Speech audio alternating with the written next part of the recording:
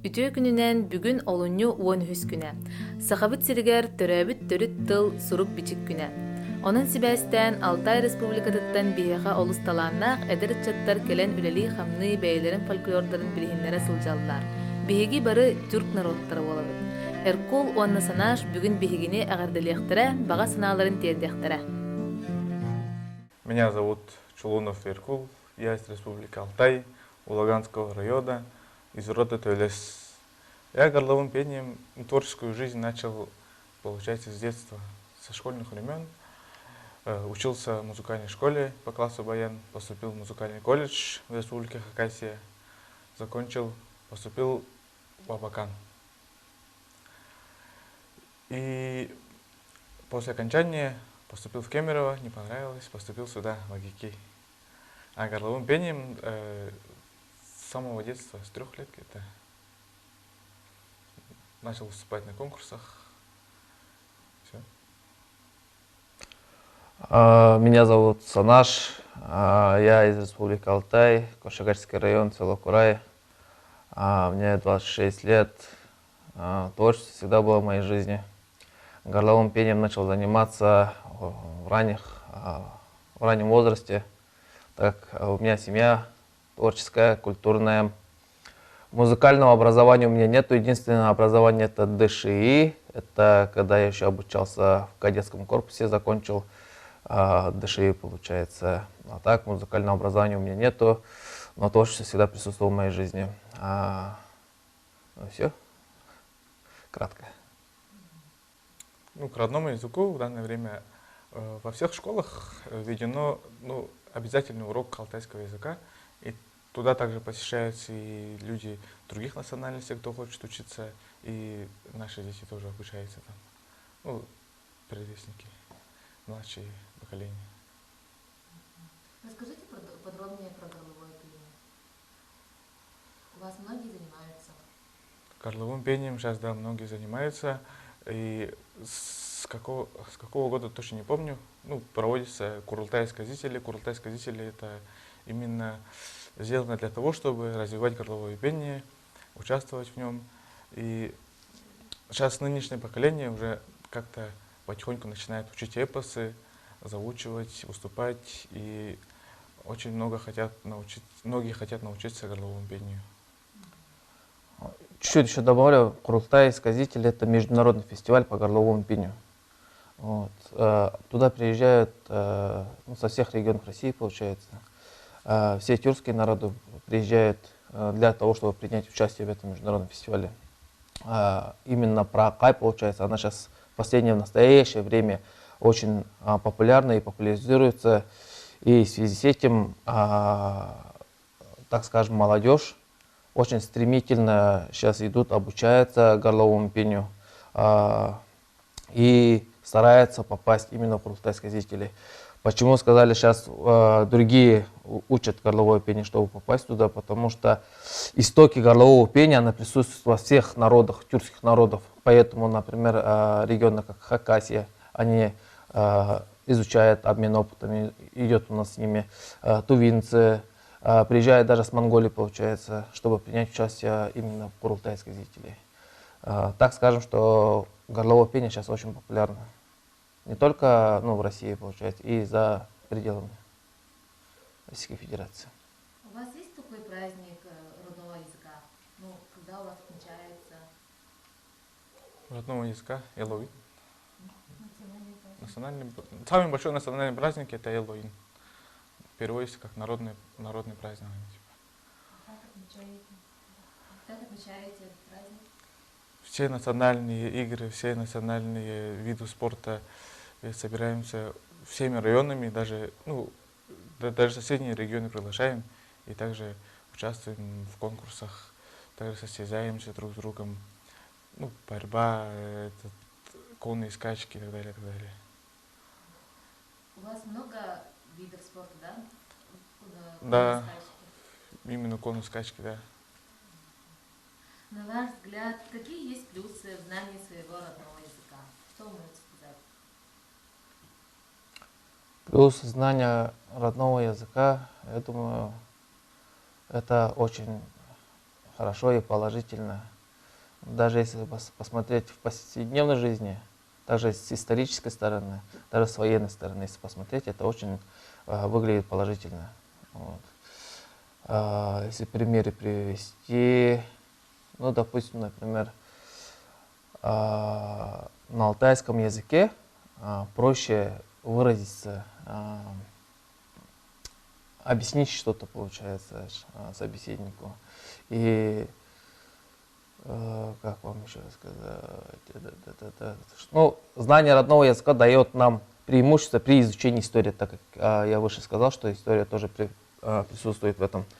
То есть ранние письмена же были только на алтайском языке нашей территории, получается, так как территория Алтая является прародиной всех тюркских народов, всех тюрков. Поэтому письменность, если находится, то знание алтайского языка тут очень помогает.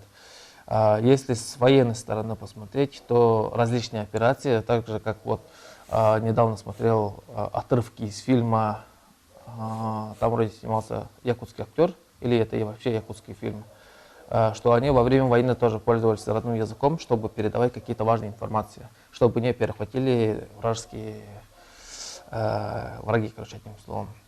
То есть даже в этом плане это очень большой плюс. А так, в повседневности, ну, на сегодняшний день можно гордиться, что ты знаешь свой язык.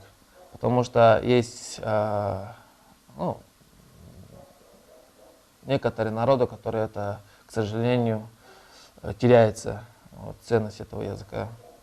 И мы в настоящее время это наблюдаем, мы где-то сталкиваемся с этим, и это, ну, очень плохо. Даже элементарно можно сказать, что нынешние дети, сейчас они обучаются же через интернет все, и в основном они русскоговорящие. Вот. Если язык исчезнет, то и народа не будет. Вот так вот. Так что нужно знать язык. Меня сюда отправили вообще неожиданно. Мне брат сказал: Республика Саха-Якутия, сейчас будет конкурс эпоса народов России, надо туда лететь. Я такой, чё? И получилось так, что прилетел, мне билет все оплатили, прилетел. Я не думал, что здесь так холодно, даже в марте. Я, получается, вообще легко оделся, прилетел, вылез в самолет, и мне там этот парень встречает, Сергей его звали. Он вообще так тепло оделся, я думаю, что он так тепло оделся. Потом на улицу вышел и почувствовал это, почему он так тепло оделся. И именно этот фестиваль проходил в корпусе АГК. Там принял участие, познакомился с ребятами и выиграл гран-при. Хорошо, тепло приняли гостеприимно. Сколько? Дня 3 был и обратно улетел. И после этого мне понравился сам институт арктический и поступил.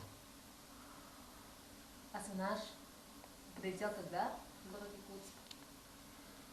Так скажем, с музыкой я тоже с детства очень с раннего возраста познакомился. У меня отец тоже народный гайче в Республике Алтай. Это, ну, тоже по горловому пению поет, заслуженный артист Республики Алтай. Вот он меня и подтолкнул. То есть, ну, как подтолкнул, он периодически выезжал. Есть группа Алтай-Хай. Вот, он был одним из первых составов, получается, кто основал этот ансамбль Алтай-Хай. И в связи с этим мне, ну, периодически нравилось, что они поют по горловому пению и алтайские народные песни. В связи с этим мне тоже это понравилось, я начал заниматься и начал выезжать на фестивале. Как раз таки первым моим фестивалем был это Курултай сказителей, международный фестиваль. Прилетел сюда вот недавно, получается. Давайте об этом поговорим, да, получается. Я раньше представлял, что здесь живут люди в этих, как они называются-то правильно, чтобы неправильно не сказать, в юртах, получается, как бы сказать, в юртах, и тут на оленях катаются, так и так. Ну, история такая удивительная, что человек прилетел, то есть, ну, приехал со своей семьей отдыхать на Алтай, получается. И мы с ним познакомились, пообщались. Он мне рассказал, что тут цивилизация есть, торговые центры есть, и мне стало очень интересно. И как бы он позвал прилететь, посетить Республика Саха-Якутия. Вот на сегодняшний день я здесь. Пока побывал здесь, познакомился с Серкулом. И много чего интересного произошло. Так, мы там выступали, везде повыступали. И очень понравилось, что здесь жителям очень нравится горловое пение. И нам это очень нравится, что им очень нравится. И можно, обучиться можно у местных жителей, да, тоже, что они знают. Вот. И также можем вернуться вот в знание родного языка, да. Мы заметили, что вот у нас очень схожие языки, очень много слов схожих. И опять же возвращаемся к истории, оказывается, мы братские народы. Вот. Это очень похвально, что люди здесь очень поддерживают свою культуру и стараются. Это видно, что люди стараются развивать свою культуру, традиции, обычаи. Вот. Здесь клево, но холодно. Ну, чтобы сохраняли свою культуру, это самое главное. Культуру, традиции не забывали, чтобы никогда. И чтобы с поколения в поколение также передавали. И учили свой родной язык, любили свою природу, хранили ее также. И оберегали, и как учили эпосы вообще, чтобы не забывали, потому что в эпосах у всех народов, наверное, там написана вся история, и ты там только находишь те самые слова, которых ты не встретишь в повседневной жизни, как исторические слова, да, вообще. И тиль, как говорится у нас, тиль болса эл жон турар. Это будет язык, будет народ.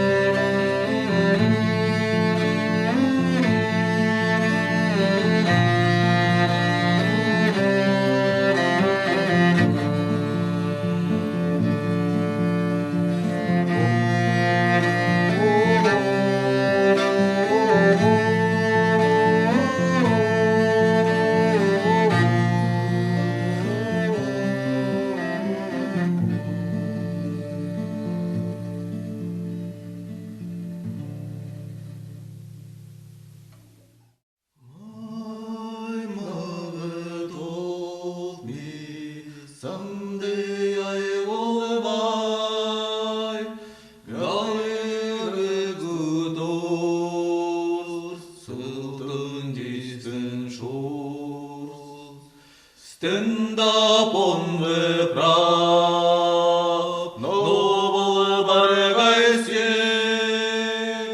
стеди горстуды хеван, humani human, humani human.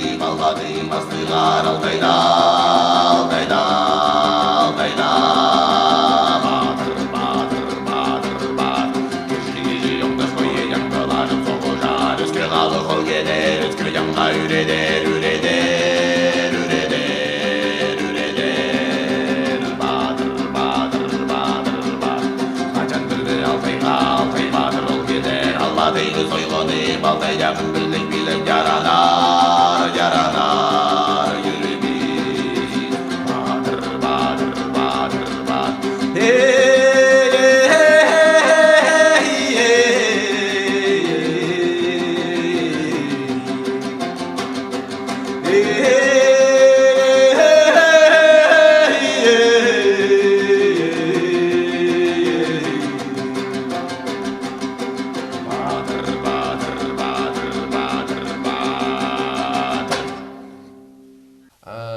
Хотелось бы всех, кто смотрит это видео, познакомить с Каем, горловым пением. И чуть-чуть хочу рассказать, что она подразделяется на виды, то есть разделяется на виды. Есть три основных вида. Это нижнее звено, среднее звено и высшее звено. То есть подразделяется еще как нижний мир, средний мир и верхний мир. Первый вид это получается кархара, это нижний. Второй вид это получается көмей, это средняя тональность, то есть она подразделяется на тональности, хотел вот это рассказать. И третий это самый высокий, это сагат. И сейчас продемонстрируем. Первый стиль голового пения, нижний стиль, это каркара. Этим стилем в основном исполняют эпосы, героические эпосы. Он звучит так.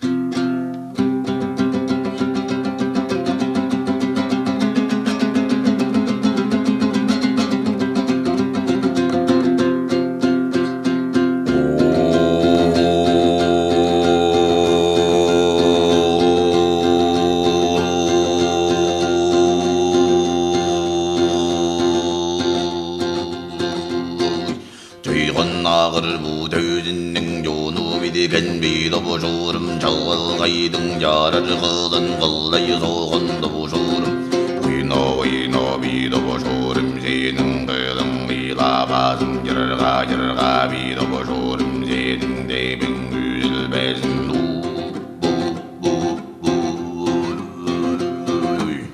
Это был первый стиль горлового пения кархара. Второй стиль көмей. Средний стиль.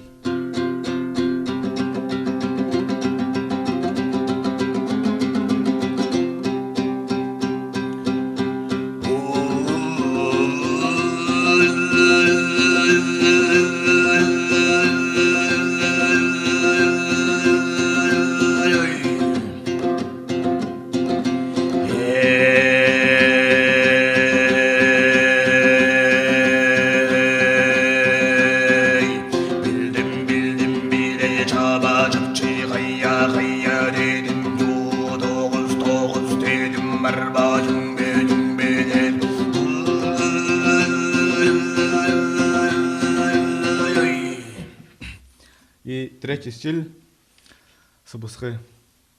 Самый красивый стиль, можно сказать. Мне нравится. Связан с верхним миром.